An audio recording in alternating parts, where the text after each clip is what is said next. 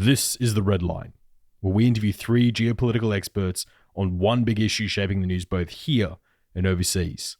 And I'm your host, Michael Hilliard.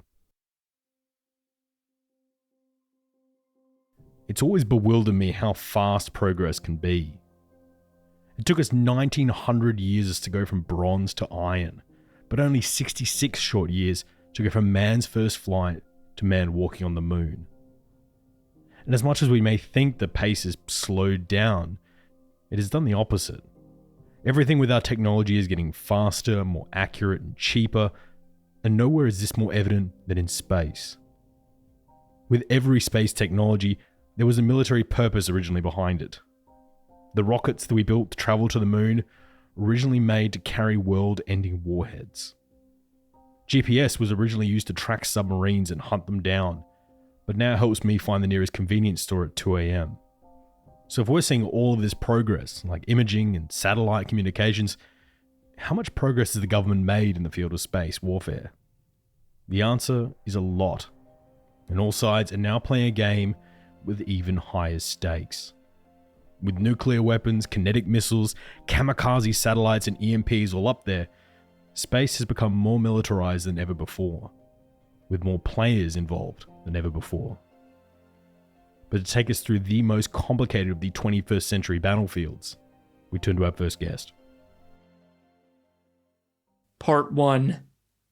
The next Pearl Harbor. So space has always been militarized. Many officials and practitioners or government people today talk about the militarization of space as if it's something that's new. It's very, very old. It's as old as the space age itself. If it wasn't for the military and intelligence uses of satellites and using rockets to deliver nuclear weapons, we would not have had the space age that we have for the past 70 years or so. Bleddyn Bowen is a professor of international relations at the University of Leicester and the author of War in Space, Strategy, Space Power, and Geopolitics. He's worked with everyone from the UK Defence Department to NATO to the US State Department. And he joins us today. In most ways, there are just more countries now doing what the Soviet Union and the United States did first throughout the 60s, the 70s, and the 1980s. And from the specifically military perspective, everyone is trying to catch up to what the United States has led the way with in terms of using satellites and space infrastructure for tactical battlefield applications, so precision bombing, networked computer systems being able to communicate on the battlefield, the increasing use of drones that use all kinds of satellite networks and communications links to function, space-based intelligence, not just for national intelligence or nuclear proliferation monitoring, but for more tactical and operational, timely and more sensitive capabilities there. So that would be sort of how I'd sum up what's happening in military space. Everyone is trying to catch up to the Americans, and the Russians are trying to resuscitate what they left off with in the 1980s because of the collapse in the 1990s, of course. They're now reconstituting old technologies and trying to recover some ground there. So to stay on that subject, where are the Russians at the moment on this? Are they ahead or behind where they left off at the end of the Soviet Union? Good question. I think it depends in what specific areas of military space technologies you're talking about. But I think in terms of satellite navigation, precision weapons, from my understanding of Russian military space, they are ahead of where they were in the late 80s, and we've seen the Russian military forces practice conventional precision warfare in Syria in ways that we didn't necessarily see in the 1980s with the Red Army. Although the naval question might be a bit more tricky. I'm not sure if the Russian Navy today is as good as it was with space support back in the late 1980s, back in the Gorshkov era. So this is one of the complicating factors with space in that you can't just talk about space or military space in general. You have to start boiling down into very specific areas of satellites and technologies and services as well. So it's a bit of a mixed bag, but generally speaking, the Americans still have quantity and quality in most forms of space technologies and assets. And is that gap between the Americans and the Chinese and Russians widening, or are Beijing and Moscow catching up here?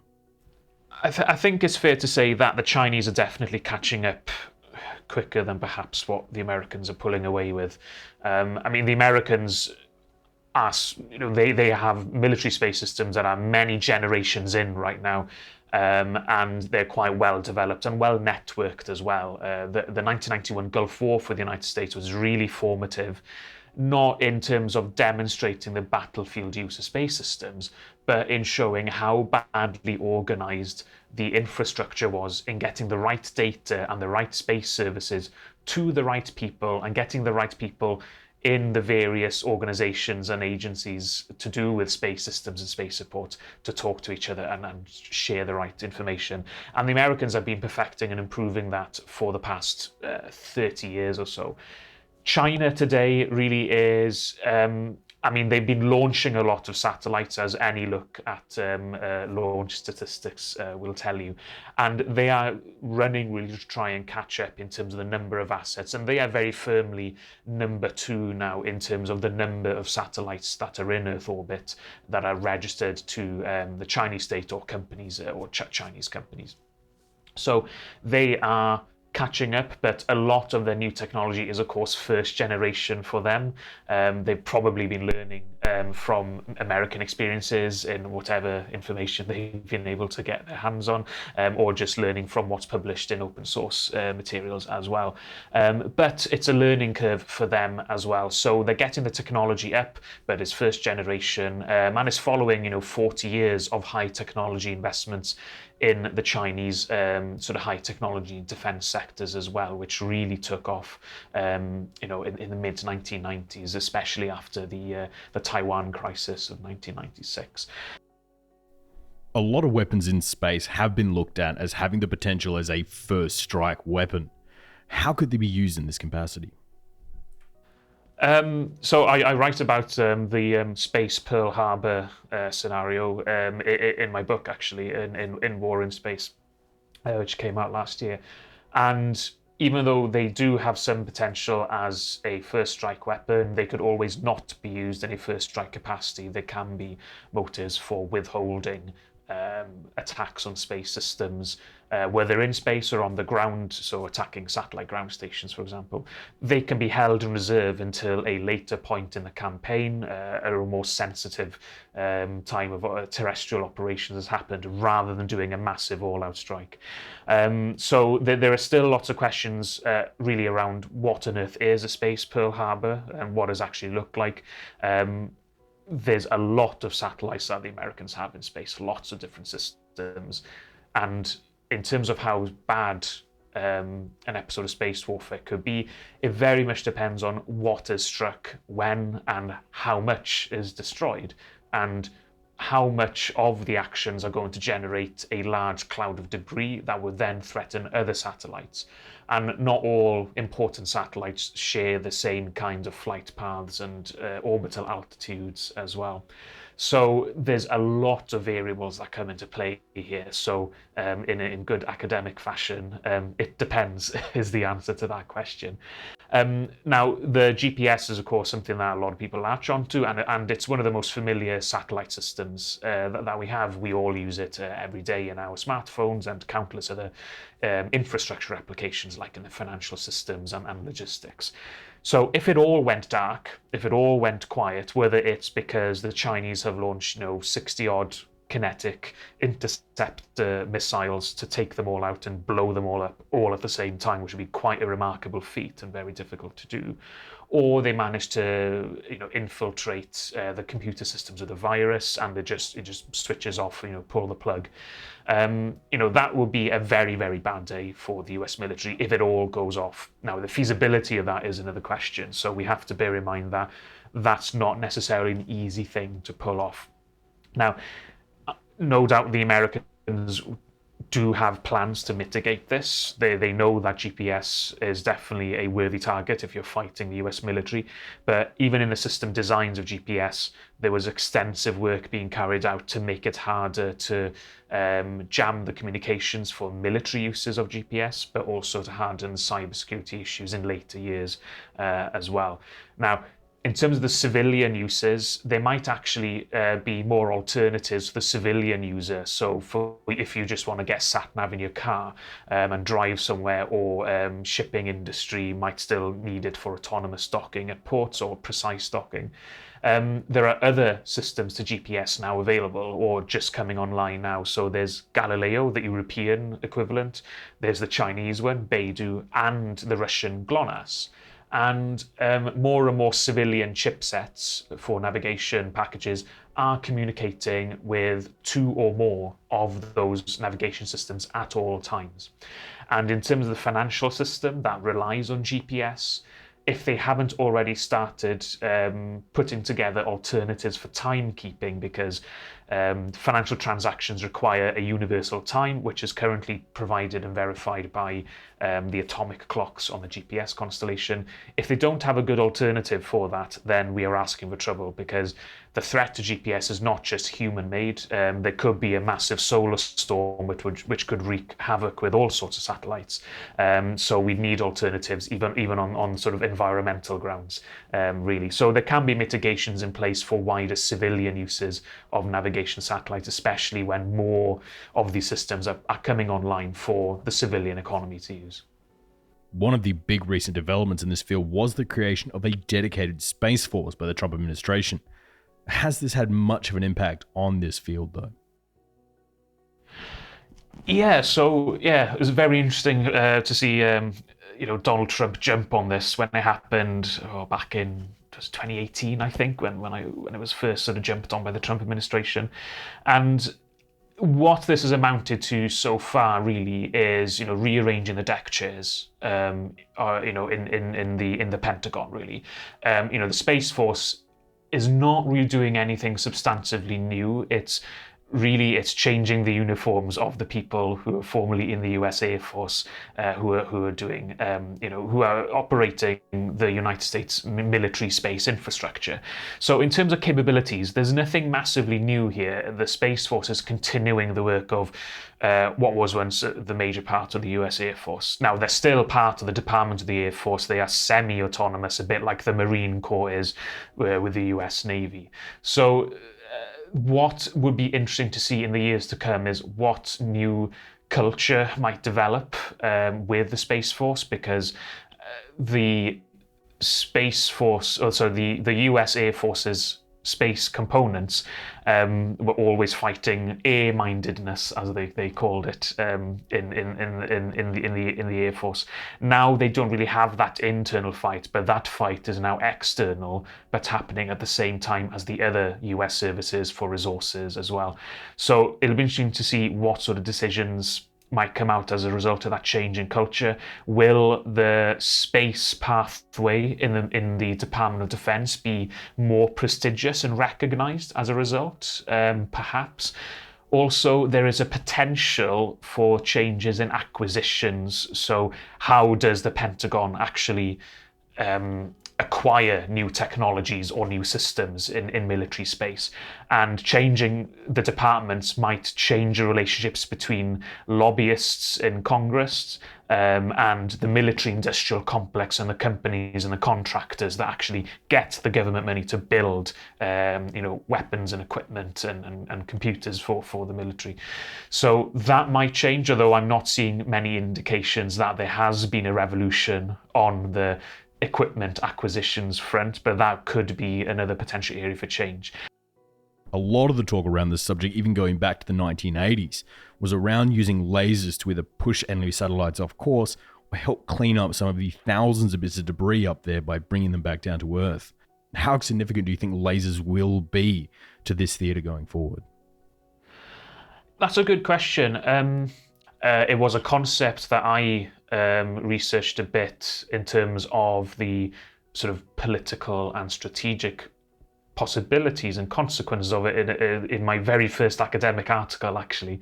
This was back in 2014, and it was based on a master's dissertation I wrote about the politics of space debris removal, or active debris removal, ADR, to give it its proper term. And that was one of the sort of methods of ADR I looked at, and that's for very low orbiting satellites. And the idea is that you fire a laser of some kind that might have an ablative effect or a slowing down effect on the object, not necessarily satellite, but any object, and just increase the resistance on it to then slow it down more and bring it down sooner than it otherwise would. And yeah, as a concept, I mean, it's a matter of focus and power to make it hot enough to start physically damaging a satellite rather than slightly nudging its orbit. Because if you're targeting an active satellite, then if you alter its course even by a little bit, which is really what these original debris removal concepts talking about, that satellite will be able to course correct by a nudge from its own maneuvering thrusters.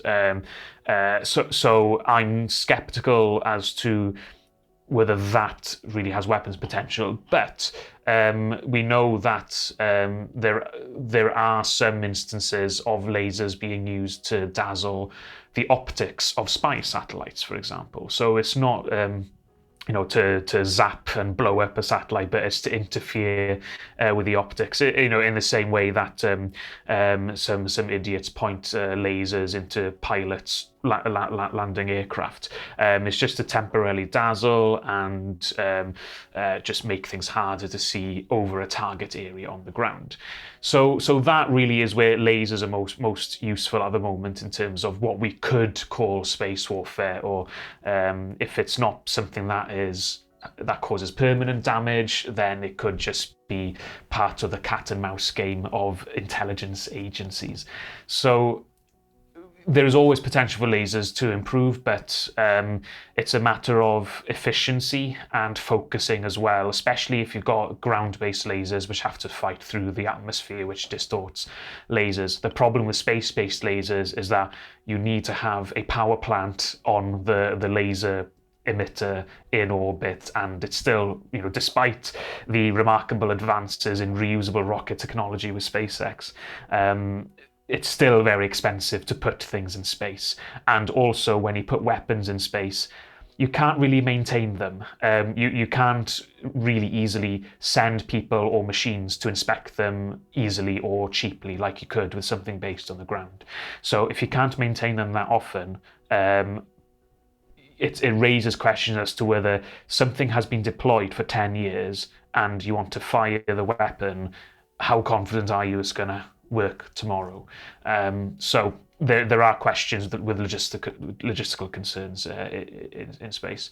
But until lasers become extremely efficient and easy to focus, we're not really in a Buck Rogers or Moonraker scenario just yet, which is just as well if you don't like Roger Moore. So the gauntlet has been thrown down, and much like the first planes being used for simply scouting missions during the First World War, additional weaponization is now on the cards. Could satellites become the new Heinkel bombers?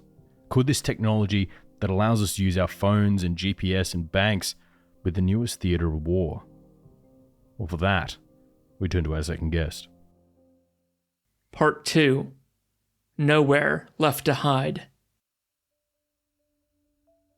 Well, I would probably say that the massive change occurred since the launch of the Sputnik by the Soviets in 1957. And since then, the major space powers achieved a massive qualitative leap from simply going into space and exploring its capabilities to starting really exploiting it and making the operations of the modern military as well as the future military largely dependent on space-based assets. And we can speak more about the particulars later on, but those dependencies range from intelligence gathering, reconnaissance, and targeting to strategic communications and to potential deployment of offensive capabilities in space, something that certainly was entertained a lot in the second stages of the Cold War.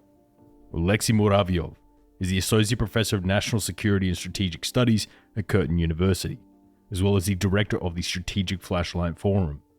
He specializes in issues surrounding orbital weapons and the Russian space program. He joins us today. It's a mix of both. Space remains an integral element of the strategic missile defense. So those nuclear armed states are compelled to have space-based capabilities, which provide them with capacity for early warning, possible intercept, particularly if we're talking about incoming multiple rocket vehicles, elements that pass through the outer space or near space prior to descent onto designated targets.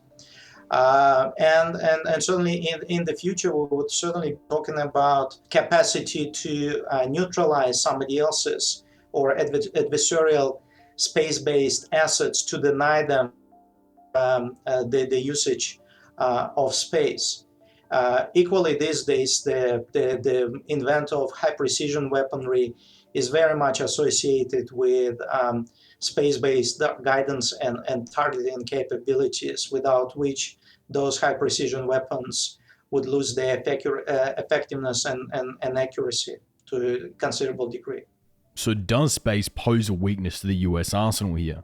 Without a orbital GPS system network to guide it in, can you actually properly fire a Minuteman missile or a Patriot missile?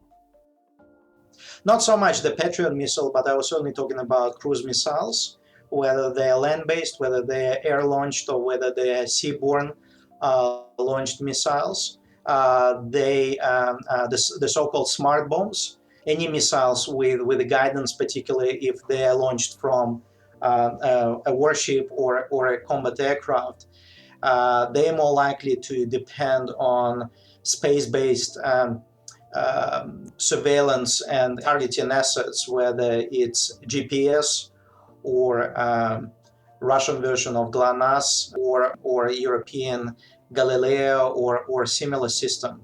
So that's what gives the leading militaries the edge, and certainly the absence of access or denial of access to space-based assets reduces considerably the accuracy of your expensive munitions, of your expensive weapon systems. But these days, even operations of say special forces or larger scale conventional formations also very much depend on electronic mapping data that they receive with respect to tactical operational tactical situational awareness. And again, if the adversarial forces would deny them the opportunity to have access to this electronic data, that would certainly curtail the operational timbre of modern military units considerably, simply because everything is getting increasingly digitized these days.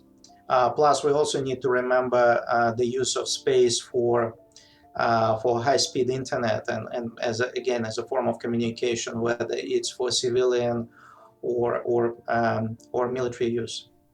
One of the most obvious ways for a country to be able to disable another country's satellite is through an anti-satellite missile. Can you take us through what these are and how they work? Look, it's effectively, there are two types of anti-satellite missiles. One is ground-launched missile, which is effectively a long-range intercept that would be launched from either a silo or a mobile launcher to hit low-orbit space-based assets, notably satellites. And they may be air-launched anti-satellite missiles carrying either by a long-range aircraft, whether it's F-15, for example, or Russian MiG-31 aircraft. And the mission there is effectively to deny and agree a use of certain types of orbits in space, given the velocity and given the firing range, the effective range of current missiles. They're likely to hit targets at so-called low orbits, something that was within reach, even though the incoming new generation of ground-launched air defense systems, such as, for example, Russian S-500 Prometei, is supposed to be able to engage targets at the altitude of up to 400 kilometers, which obviously increases their lethality with regards to engaging space-based assets that operate at altitudes close to Earth atmosphere. So the way how the satellite killer operates, you obviously identify the target, you lock satellite you lock your missile onto the target, you fire the missile, and then the explosion that happens creates first of all a kinetic effect, but also a massive debris that can inflict damage to the satellite, either derail it from its current orbit or inflict sufficient collateral damage for it to stop being operational, or in an ideal situation, knock it out from the orbit and force it to crash. Now, recently China tested one of these anti-satellite missiles by targeting one of their own satellites, blowing it up and causing thousands of additional pieces of debris, all of which are now orbiting the Earth at 17,500 miles per hour. In fact, it's estimated that 25% of all the space debris up there comes from this one explosion. Surely these anti-satellite missiles, even if they only fired them at a couple of satellites, would create havoc and chaos up in the orbit with so many pieces of debris flying around at that speed. It is a dangerous situation simply because since the start of the space era, the amount of space junk that currently orbits Earth has grown exponentially, and every space-based object is a danger to operational assets that countries launch into space, whether we're talking about satellites or space stations. And certainly when you intercept satellite and force the satellite to explode as a result of a kill, it creates a force multiplier effect.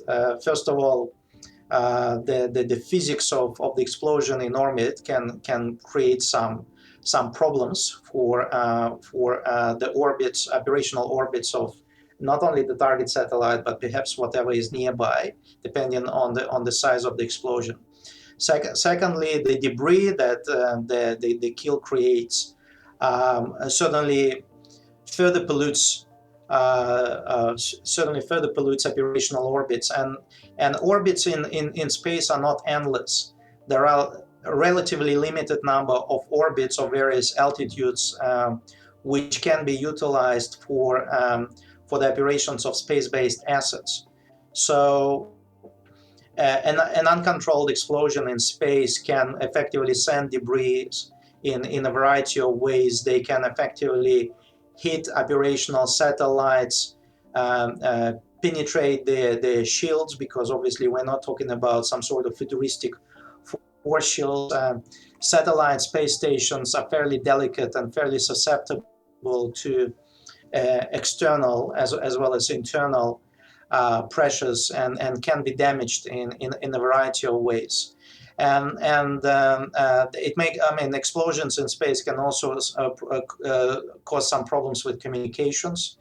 But certainly it can create the problem when, for example, an orbit can be lost for some time, and if the explosion is really significant and serious, it can knock out not only the satellite you would be targeting, but other satellites. So in a sense, it can paralyze operations of more than one space operator if you're really making an effort and trying to deny the use of space to your competitors.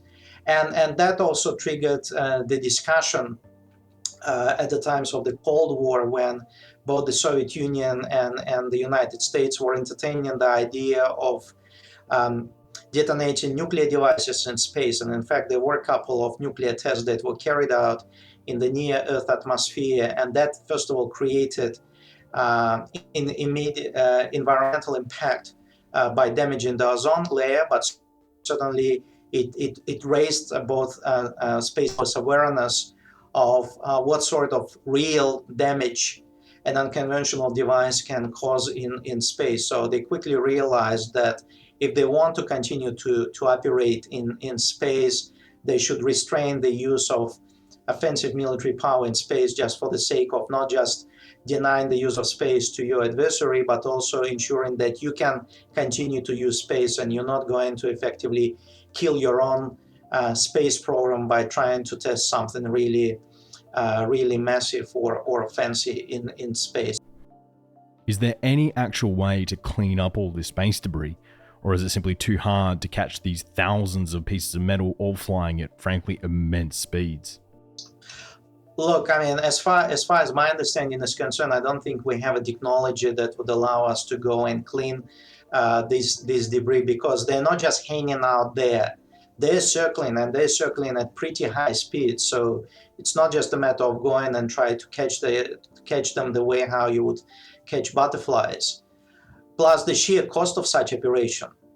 I would imagine if even a technology would be developed, the sheer cost of the development and the deployment and operation of such technology would be considerable, and whether the cost of investing into something like that would have set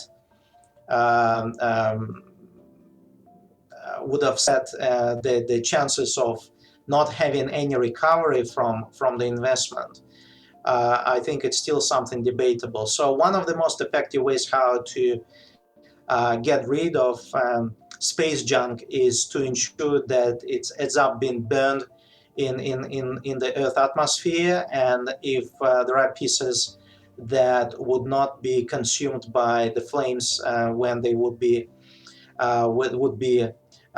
entering the Earth atmosphere, then they can be sunk at the bottom of the ocean, which is also not ideal, because you're talking about space debris that may be carrying toxic fuels that get to the bottom of the ocean, and in time corrosion will eat them up, and certainly whatever is left on board those spacecraft may eventually be spilled into the ocean. But currently I think the humanity hasn't developed that sort of capability that would allow to engage in a massive cleanup in space.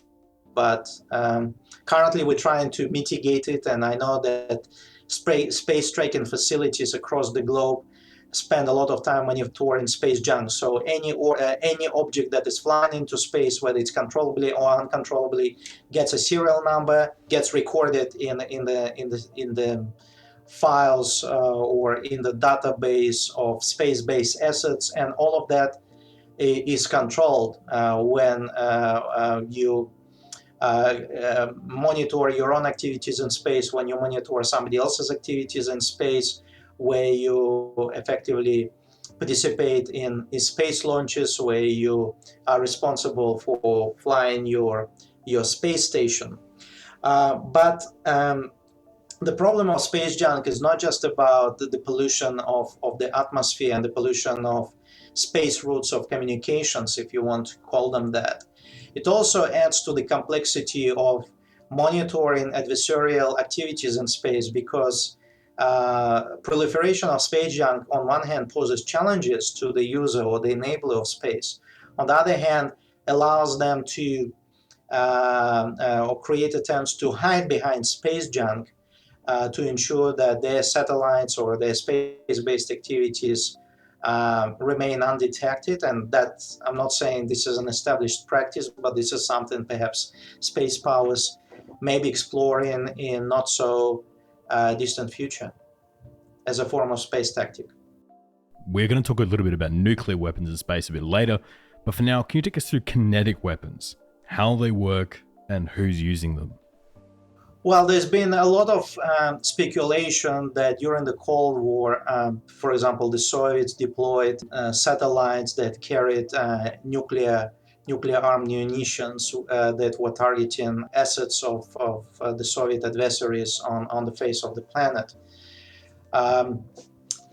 If we're talking about unclassified data that hasn't been substantiated in one way or another, but what I'm aware of, that certainly during the Cold War years, the Soviets, for example, have developed kinetic systems that they have deployed on board their combat space stations. For example, the Soviet dedicated military space station called the Almaz, meaning the diamond, carried a space gun that was designed to neutralize space-based threats to the Soviet satellite station, and according to unclassified reports, effectively that space gun operated on what we now describe in new physical principles.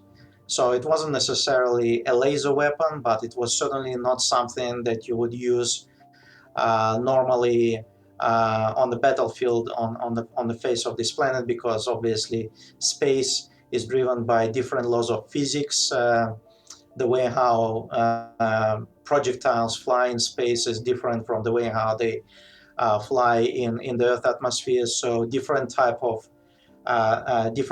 munitions, different type of offensive weaponry had to be developed in order to be used in space. I know that the Soviets also worked on space guns, portable devices carried out by the Soviet cosmonauts, military cosmonauts, and they took shape of effectively laser pistols.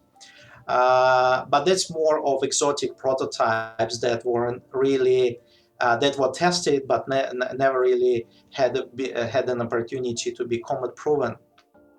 Another form of offensive weaponry that was documented to be deployed in space was satellite killers, special satellites that were often carried names of so-called inspectors, whose whole mission was to sit on orbit and be ready to smash themselves into any satellites with an attempt to knock them down from the orbit. So conventional forms of weapons would prove to be either ineffective or of very limited effectiveness in space, and to operate in space, to consider not just militarization of space but weaponization of space. You really need to talk about weapons based on new physical principles, which make them user-friendly in that particular set of physical circumstances. So we would still be talking about perhaps beam weapons or laser weapons, or some sort of pulse weapons, or, as I said, something as crude and straightforward kinetic as effectively sacrificing your purposefully built satellites in order to damage or destroy your enemy satellites. So kamikaze satellites. What about kinetic weapons we use against targets on Earth? Dropping something like a long metal rod from space until it gains so much kinetic energy from falling that it causes a large explosion when it hits the ground. Are there these kinetic weapons in operation at the moment? And what are the rules of engagement between nations when it comes to this kind of warfare? Look, I mean, this is a very important question, because so far there hasn't been any clearly established rules of engagement in space. What is going to happen if your satellite is being knocked down by your political adversary with which you are not in the state of war? Are you going to apply the same sort of principles of undeclared warfare as we have with respect to cyber warfare, when states do come under systematic cyber attacks carried out either by state-sponsored agents or state agents, but that doesn't really lead to an open confrontation? Or the value of your space-based asset is so much, then an attack on it, an attempt to capture it, would be declared a violation of your sovereignty, and you would then be compelled to respond. These questions were raised during the Cold War, particularly in the second stage of the Cold War, when both the United States and the Soviet Union began progressing with their advancement capabilities. For example, the development of the shuttle Navstar space-based program and the Soviet equivalent called the Buran, in theory allowed both the United States and the Soviet Union, first of all, to deliver significant payloads onto orbits by means of space shuttles.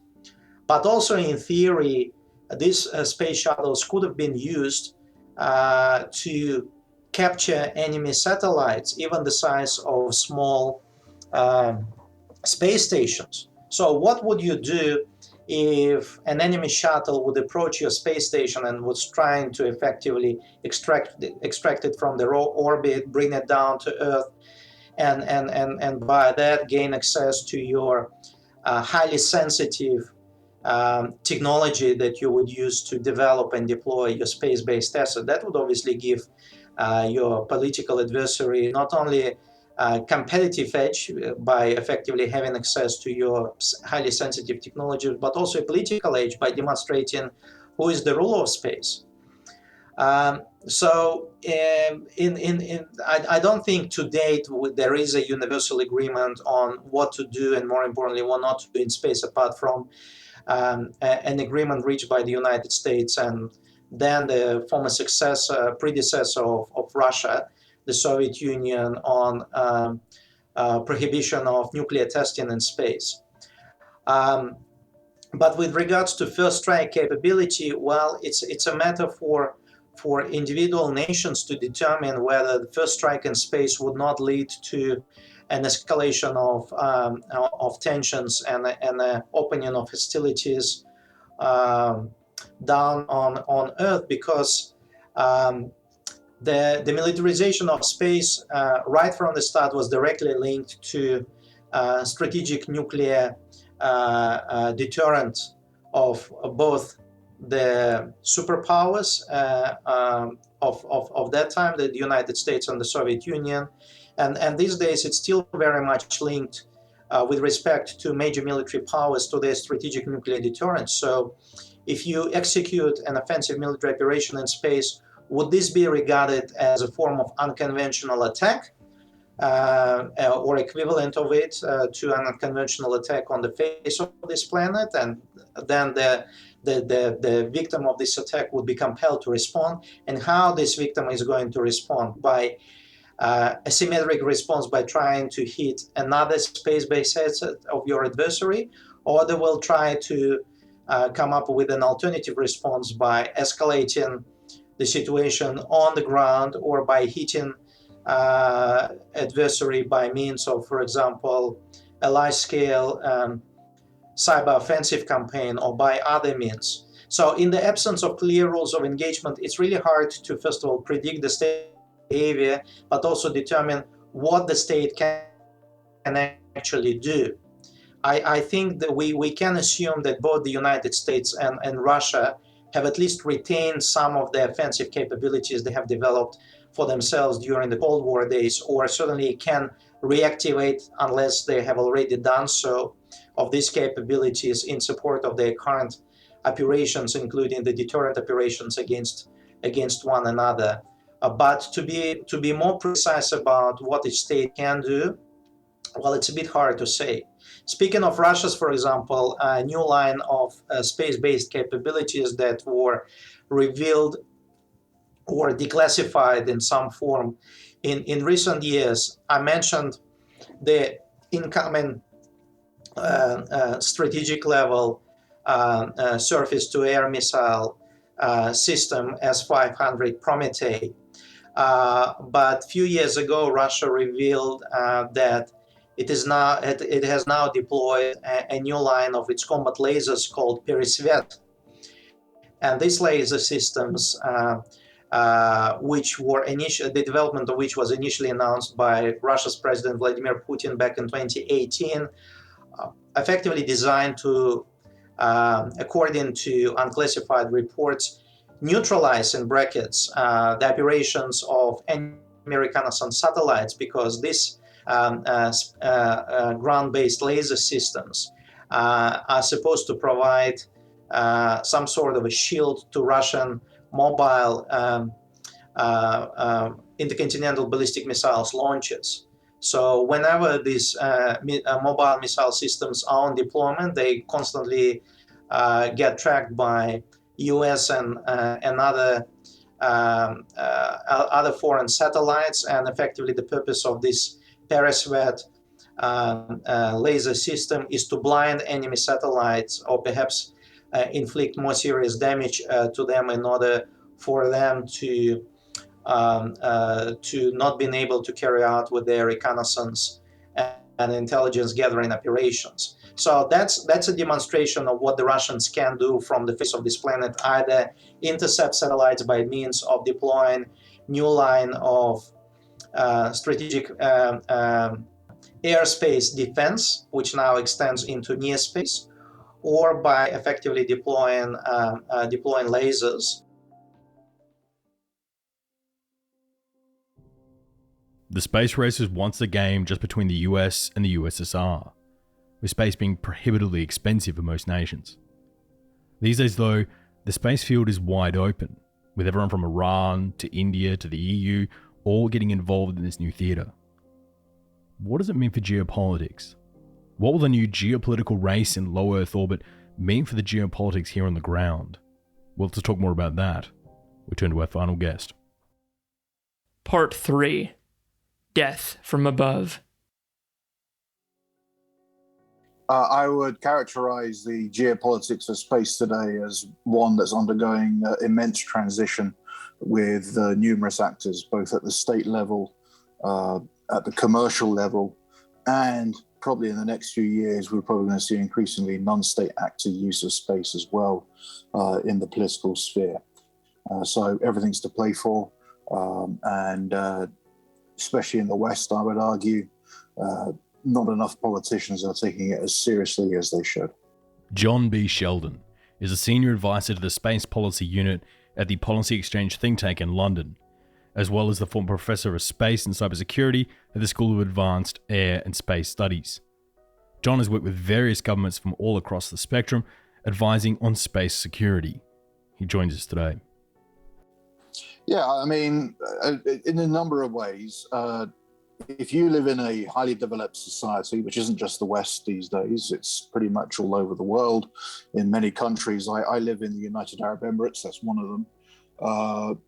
Pretty much all infrastructure, economic infrastructure, civil infrastructure, as well as the methods that we prefer to wage war with, are all dependent upon space systems, satellites. So communication satellites, navigation satellites, Earth observation, and so on. And as a result of that, space has become a new domain of warfare, as well as also geopolitics.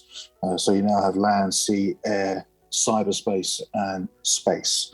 And as a result of that, our preferred way of warfare, our standard of living, all depend upon space systems. These are systems that need to be protected. And if we, God forbid, ever go into a war with another major developed society, the strategic imperative will be to deny them access to their space systems in order to try and bring around their military demise. In general, between countries, how is space movement seen? Do the same rules of freedom of navigation that we use for international waters also apply to space, or are things governed differently up there? That's an interesting question, because I mean the maritime analogy only goes so far. At the moment, thanks to legal custom that's enshrined in the Outer Space Treaty of 1967, any state with a satellite in orbit can overpass any other country due to orbital dynamics without any interference. But I would argue that that is an assumption that has yet to be fully tested in a time of war or crisis. And there are several countries, both in the past, but also I would argue today, where that that assumption, that custom is not as assured as maybe many would like to think. So in the 1970s, for example, a lot of equatorial countries, Colombia, Indonesia, others, formed an informal international grouping where they try to exert their state sovereignty way up above Earth's atmosphere, right out to 36,000 kilometers altitude, which is where geostationary orbit is, where most communication satellites reside. In other words, they are trying to assert their sovereignty over anybody who had a satellite in geostationary orbit over their territory. Now, in the end, the rest of the international community, as well as the international legal community, pretty much rejected that notion, but it didn't die easily. When you look at some of the more informal writings in countries like China, for example, especially among the People's Liberation Army, and I should caveat this by saying this is not a unanimous opinion, but it's a strain of opinion that persists in a lot of PLA writings about space. Where there is an assumption that in a time of war, sovereignty can be extended beyond the Earth's atmosphere into space, and that therefore any enemy satellite or any undesirable satellite that, for example, would pass over China during a time of war is fair game. Before we get into state actors here, I want to talk a little bit first about the private companies here in space. We're seeing guys like Tesla, SpaceX, and others come into this field.